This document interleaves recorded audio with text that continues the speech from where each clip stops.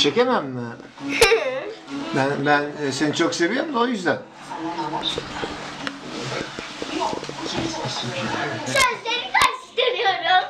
Ha, gel yanıma gel. Elizabeth'i biliyorsun değil mi? Evet. Kim o?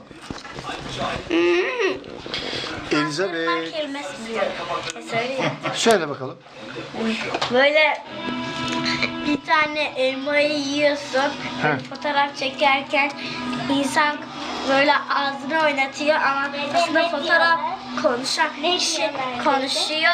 Sonra siz Peki sen onu anlıyor musun? Mesela gerçekten konuşup konuşmadığını. Evet, anlıyorum. Nereden anlıyorsun? Bir örnek ver Rüzgar. Çünkü- Nasıl diyor? Amcam gösterdi.